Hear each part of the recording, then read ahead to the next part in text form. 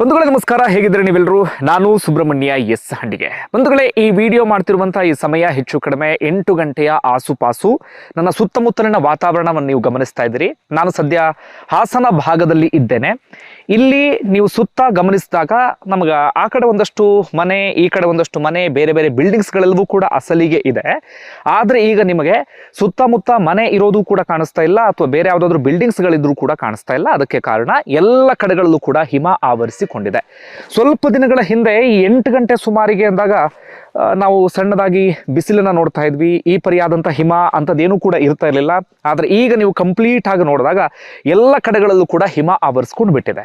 ಇದು ಹಾಸನದ ಸದ್ಯದ ಪರಿಸ್ಥಿತಿ. ಹಾಗಾದ್ರೆ ಹಾಸನದಲ್ಲಿ ಮಾತ್ರ ಈ ರೀತಿಯಾಗಿದೆಯಾ? ಇಲ್ಲ, ಹಾಸನ ಮಾತ್ರ ಅಲ್ಲ, ಬಹುತೇಕ ರಾಜ್ಯದ ಎಲ್ಲಾ ಜಿಲ್ಲೆಗಳಲ್ಲೂ ಕೂಡ ಸಮುದ್ರಕ್ಕೆ ತೀರಾ ಹತ್ರ ಇರುವಂತಹ ಜಿಲ್ಲೆಗಳನ್ನ ಹೊರತಾಗಿ ಇನ್ನು ಬಹುತೇಕ ಎಲ್ಲ ಕಡೆಗಳಲ್ಲೂ ಕೂಡ ಇದೇ ರೀತಿಯಾದಂಥ ವಾತಾವರಣ ಇದೆ. ನಾನು ಸ್ವಲ್ಪ ಮುಂದೆ ಹೋಗಿ ತೋರಿಸ್ತೀನಿ, ಆಗ ನಿಮಗೆ ಸ್ಪಷ್ಟವಾಗಿ ಗೊತ್ತಾಗ್ತಾ ಹೋಗುತ್ತೆ. ನೋಡಿ, ಅಲ್ಲಿ ಒಂದಷ್ಟು ಜನ ಓಡಾಡ್ತಾ ಇದ್ದಾರೆ. ಈಗಾಗಲೇ ಮನೇಲಿ ಸಾಕಿರುವಂಥ ಹಸು ಅದೆಲ್ಲವನ್ನು ಕೂಡ ಹೊರಗಡೆ ಕಟ್ತಾ ಇದ್ದಾರೆ. ಆದರೆ ನಿಮ್ಗೆ ಅದು ಯಾವುದೂ ಕೂಡ ಕಾಣಿಸ್ತಾ ಇಲ್ಲ. ನಾನು ಹಾಸನಕ್ಕೆ ತುಂಬ ಸಂದರ್ಭದಲ್ಲಿ ಬಂದಿದ್ದೇನೆ. ಈ ಸಮಯದಲ್ಲಿ ಇಲ್ಲಿ ನಿಮ್ಗೆ ಗೊತ್ತಿರುವ ಹಾಗೆ ಇಲ್ಲಿ ಹೈನುಗಾರಿಕೆ ಯಥೇಚ್ಛವಾಗಿ ಮಾಡ್ತಾರೆ. ಈ ಕಾರಣಕ್ಕಾಗಿ ಬೆಳಗ್ಗೆ ಮುಂಚೆ 5 ಗಂಟೆಗೆ ಇಲ್ಲೆಲ್ಲ ಕಡೆಗಳಲ್ಲೂ ಕೂಡ ಆಕ್ಟಿವಿಟೀಸ್ ಶುರುವಾಗುತ್ತೆ. ಜನ 5 ಗಂಟೆಗೆ ಎದ್ದಿರ್ತಾರೆ. 8 ಗಂಟೆ ಸುಮಾರಿಗೆ, ಅಂದರೆ ನಾನು ಈಗ ವಿಡಿಯೋ ಮಾಡ್ತಿರುವ ಸಂದರ್ಭದಲ್ಲಿ ಸಿಕ್ಕಾಪಟ್ಟೆ ಆಕ್ಟಿವಿಟೀಸ್ ಇರ್ತಾ ಇತ್ತು. ಇಲ್ಲಿ ನಾನು ನೋಡಿದ ಸಂದರ್ಭದಲ್ಲಿ ಜನ ಎಲ್ಲ ಕಡೆಗಳಲ್ಲೂ ಕೂಡ ಓಡಾಡ್ತಾ ಇದ್ರು. ಆದರೆ ಈಗ ಜನ ಹೇಳೋದಿಕ್ಕೆ ಹಿಂದೆ ಮುಂದೆ ನೋಡುವಂಥ ಪರಿಸ್ಥಿತಿ ಎದುರಾಗ್ಬಿಟ್ಟಿದೆ. ಅಷ್ಟರ ಮಟ್ಟಿಗೆ ಚಳಿ ಕಾಡ್ತಾ ಇದೆ. ಚಳಿಗಿಂತ ಜನರಿಗೆ ಆತಂಕ ಶುರುವಾಗಿರೋದು ಈ ಚಳಿಯಿಂದಾಗಿ ಬೇರೆ ರೀತಿಯಾದಂಥ ಆರೋಗ್ಯ ಸಮಸ್ಯೆಗಳೇನಾದರೂ ಕಾಣಿಸ್ಕೊಳ್ಳುತ್ತಾ ಎನ್ನುವ ರೀತಿಯಲ್ಲಿ. ನೀವು ಆ ಕಡೆ ಗಮನಿಸ್ತಾ ಇರಬಹುದು, ಅಲ್ಲಿ ತೆಂಗಿನ ತೋಟ ಇದೆ. ನಿಮಗೆ ಕಾಣಿಸ್ತಿದೆಯಲ್ಲೋ ನನಗೆ ಗೊತ್ತಿಲ್ಲ. ತೆಂಗಿನ ತೋಟ ಆಗಲಿ ಯಾವುದೂ ಕೂಡ ಕಾಣಿಸ್ತಾ ಇಲ್ಲ. ಎಲ್ಲ ಕಡೆಗಳಲ್ಲೂ ಕೂಡ ಹಿಮ ಆವರಿಸ್ಕೊಂಡಿದೆ. ನನಗಂತೂ ವಿಪರೀತ ಚಳಿ ಇದೀಗ ಕಾಡುವಂಥ ಪರಿಸ್ಥಿತಿ ಎದುರಾಗಿ ಬಿಟ್ಟಿದೆ.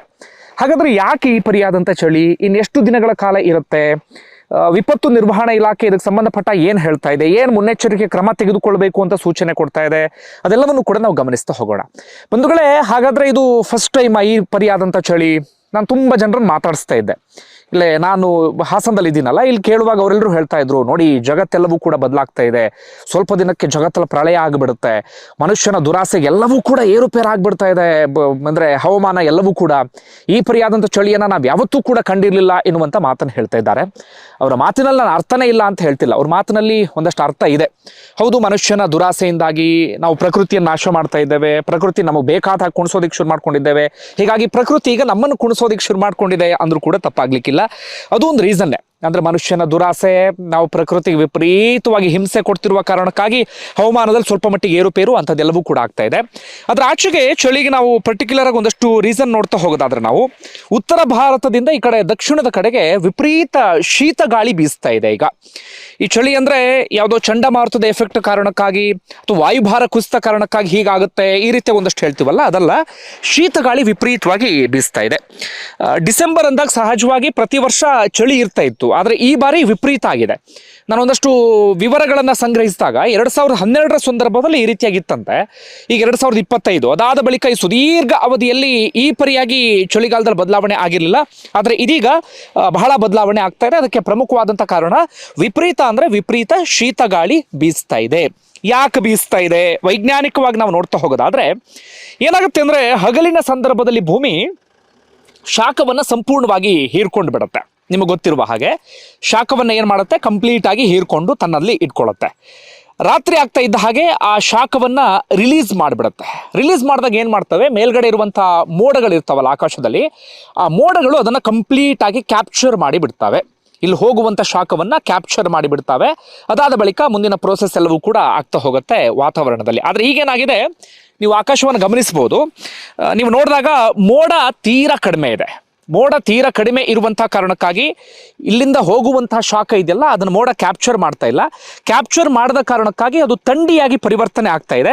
ಹೀಗಾಗಿ ರಾತ್ರಿ ಸುಮಾರಿಗೆ ನಿಮಗೆಲ್ಲ ಕಡೆಗಳಲ್ಲೂ ಕೂಡ ವಿಪರೀತ ಥಂಡಿ ಅಥವಾ ಶೀತ ಗಾಳಿ ಇದೆಲ್ಲವೂ ಕೂಡ ಬೀಸೋದಿಕ್ಕೆ ಶುರುವಾಗಿಬಿಟ್ಟಿದೆ.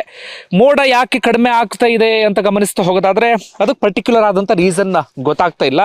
ವಿಪತ್ತು ನಿರ್ವಹಣಾ ಇಲಾಖೆಯನ್ನು ಮಾತನಾಡಿಸಿದಾಗ ಅವರು ಕೂಡ ಸರಿಯಾದ ರೀತಿಯಲ್ಲಿ ಅದಕ್ಕೆ ರೀಸನ್ ಹೇಳ್ತಾ ಇಲ್ಲ. ನಿಮಗೇನಾದರೂ ಸೈಂಟಿಫಿಕ್ ಆಗಿ ಗೊತ್ತಿದ್ರೆ ಅದನ್ನು ಕಮೆಂಟ್ ಬಾಕ್ಸಲ್ಲಿ ಮೆನ್ಷನ್ ಮಾಡಿ. ಈಗ ಬಹಳ ಕುತೂಹಲದ ವಿಚಾರ ಅಂದರೆ, ನನ್ನನ್ನು ಸೇರಿದಂತೆ ತುಂಬ ಜನ ನೀವು ಅಂದ್ಕೊಂಡಿರ್ತೀರಿ ಚಳಿ ಅಂದರೆ ಮಲೆನಾಡು ಭಾಗದಲ್ಲಿ ಚಳಿ ಜಾಸ್ತಿ, ಅಥವಾ ಈ ಹಾಸನ ಸೇರಿದಂತೆ ಈ ಅರೆಮಲೆನಾಡು ಭಾಗ ಇಲ್ಲಿ ಚಳಿ ಜಾಸ್ತಿ ಅಂತ ಅನ್ಕೊಂಡಿರ್ತೀವಿ, ಅಥವಾ ಉತ್ತರ ಕನ್ನಡ ಭಾಗದಲ್ಲಿ ಚಳಿ ಜಾಸ್ತಿ ಅಂತ ಅನ್ಕೊಂಡಿರ್ತೀವಿ. ಆದರೆ ನಿಮ್ಮ ಊಹೆ ತಪ್ಪು. ಉತ್ತರ ಕರ್ನಾಟಕ ಭಾಗದಲ್ಲಿ ವಿಪರೀತ ಅಂದರೆ ವಿಪರೀತವಾದಂಥ ಚಳಿ. ಅಂಕಿಅಂಶವನ್ನು ಇಡ್ತಾ ಹೋಗ್ತೀನಿ, ನೀವೇ ಶಾಕ್ಗೆ ಒಳಗಾಗ್ತೀರಿ. ಒಂದು 10 ಜಿಲ್ಲೆಗಳಲ್ಲಂತೂ ಯಾವ ಪರಿಯಾಗಿದೆ ಅಂದರೆ ಅಲ್ಲಿಯ ಜನ ತತ್ತರಿಸಿ ಹೋಗ್ಬಿಟ್ಟಿದ್ದಾರೆ. ನೀವು ನಂಬಲ್ಲ, ಹೈಯೆಸ್ಟ್ ಚಳಿ ಇರೋದು ಎಲ್ಲಿ ಗೊತ್ತಾ? ಬೀದರ್ನಲ್ಲಿ ಹೈಯೆಸ್ಟ್ ಚಳಿ. ನಾನು ಅಂದ್ಕೊಂಡಿದ್ದೆ ನಮ್ಮೂರು ಆಗುಂಬೆ, ನಮ್ಮ ಮಲೆನಾಡು ಭಾಗದಲ್ಲಿ ವಿಪರೀತವಾದಂಥ ಚಳಿ ಅಂತ ನಾನು ಭಾವಿಸಿದ್ದೆ. ಆದರೆ ಮಲೆನಾಡು ಭಾಗದಲ್ಲೆಲ್ಲ ಬೀದರ್ನಲ್ಲಿ ಹೈಯೆಸ್ಟ್ ಚಳಿ ಇದೆ. ಅಲ್ಲಿ ತಾಪಮಾನ 5.5 ಡಿಗ್ರಿ ಸೆಲ್ಸಿಯಸ್ಗೆ ಕುಸಿತ ಆಗಿದೆ. ಧಾರವಾಡದಲ್ಲಿ 6.4, ಬೆಳಗಾವಿಯಲ್ಲಿ 7. ಇದು ಚೇಂಜ್ ಆಗ್ತಿರುತ್ತೆ. ಅಂದರೆ ನಾನು ಹೈಯೆಸ್ಟ್ ಕುಸಿತ ಆಗಿದ್ದು ಹೇಳ್ತೇನೆ, ಮೊನ್ನೆ 20ನೇ ತಾರೀಕಿಂದ ನಾನು ಹೇಳ್ತಾ ಇರೋದು. ಬಾಗಲಕೋಟೆ 7.8, ಕಲಬುರಗಿ 8.1, ಗದಗ 8.2, ಹಾವೇರಿ 8.2. ನಿಮ್ಮ ಜಿಲ್ಲೆ ಇದೆಯಾ ಚೆಕ್ ಮಾಡ್ಕೊಳ್ಳಿ. ಚಿಕ್ಕಮಗಳೂರು 8.5, ಉತ್ತರ ಕನ್ನಡ 8.5, ವಿಜಯಪುರ 8.6, ತುಮಕೂರು 8.7, ಮೈಸೂರು 8.9, ಕೊಡಗು 9, ಚಿಕ್ಕಬಳ್ಳಾಪುರ 9.1, ವಿಜಯನಗರ 9.2, ಹಾಸನ 9.3. ನಾನಿದ್ದೀನಲ್ಲ ಹೈಯೆಸ್ಟ್ ಕುಸಿತ ಆಗಿದ್ದು 9.3ಕ್ಕೆ. ಕೊಪ್ಪಳ 9.8, ರಾಯಚೂರು 9.9, ಬೆಂಗಳೂರು ದಕ್ಷಿಣ 10, ಚಾಮರಾಜನಗರ 10, ಮಂಡ್ಯ 10, ಶಿವಮೊಗ್ಗ 10, ಯಾದಗಿರಿ 10, ಕೋಲಾರ 10. ನೋಡ್ರಿ, ಬಹುತೇಕ ಜಿಲ್ಲೆಗಳು 10 ಡಿಗ್ರಿ ಸೆಲ್ಸಿಯಸ್ಗಿಂತ ಕಡಿಮೆ ಆಗಿಬಿಟ್ಟಿದ್ದಾವೆ. ಇದು ಏನು ಎಲ್ಲಿಗೆ ಹೋಗುತ್ತೋ ಗೊತ್ತಿಲ್ಲ ಈ ಚಳಿ. ಬೆಂಗಳೂರು ನಗರ 10.2, ಚಿತ್ರದುರ್ಗ 10.2, ದಾವಣಗೆರೆ 10.2, ಬೆಂಗಳೂರು ಗ್ರಾಮಾಂತರ 10.6, ಬಳ್ಳಾರಿ 11 ಇದೆ, ಉಡುಪಿ ಪರವಾಗಿಲ್ಲ 15 ಇದೆ, ದಕ್ಷಿಣ ಕನ್ನಡ 16 ಇದೆ. ಯಾಕೆ ಉತ್ತರ ಕರ್ನಾಟಕ ಭಾಗದಲ್ಲಿ ಯಾಕೆ ಈ ಪರಿಯಾದಂಥ ಚಳಿ? ಈ ದಕ್ಷಿಣ ಕನ್ನಡ ಭಾಗ ಉಡುಪಿಲಿ ಗಮನಿಸಿದ್ವಲ್ಲ, ಇಲ್ಲಿ ಯಾಕೆ ಸ್ವಲ್ಪ ಮಟ್ಟಿಗೆ ಕಡಿಮೆ ಅಂತ ಗಮನಿಸ್ತಾ ಹೋಗೋದಾದ್ರೆ, ನೀವು ಕರ್ನಾಟಕ ಅಂತ ತೆಗೆದುಕೊಂಡಾಗ ಸಮುದ್ರಕ್ಕೆ ಹತ್ತಿರ ಇರುವಂತಹ ಜಿಲ್ಲೆಗಳು ಅಂದರೆ ಅದು ಉಡುಪಿ ಮತ್ತು ದಕ್ಷಿಣ ಕನ್ನಡ. ಇನ್ನು ಉಳಿದಂತೆ ಮುಂಬೈ ಇಂತಹ ಒಂದಷ್ಟು ಮಹಾನಗರಗಳು ಕೂಡ ಸಮುದ್ರಕ್ಕೆ ಹತ್ತಿರ ಇದ್ದಾವೆ. ಸಮುದ್ರಕ್ಕೆ ಹತ್ತಿರ ಇರುವಂತಹ ಜಿಲ್ಲೆಗಳಲ್ಲಿ ಸಾಧಾರಣವಾಗಿ ಶಾಖ ಇರುತ್ತೆ, ಬಿಸಿ ಇರುತ್ತೆ, ಅಲ್ಲಿ ಚಳಿ ಕಡಿಮೆ. ಅದೇ ನೀವು ಬೀದರು, ಕಲಬುರ್ಗಿ ಈ ಎಲ್ಲ ಜಿಲ್ಲೆಗಳನ್ನು ತೆಗೆದುಕೊಂಡ್ರೆ ಸಮುದ್ರದಿಂದ ತೀರಾ ದೂರ, ಸಮುದ್ರಕ್ಕೆ ಎಲ್ಲೂ ಕೂಡ ಸಮೀಪದಲ್ಲಿ ಇಲ್ಲ.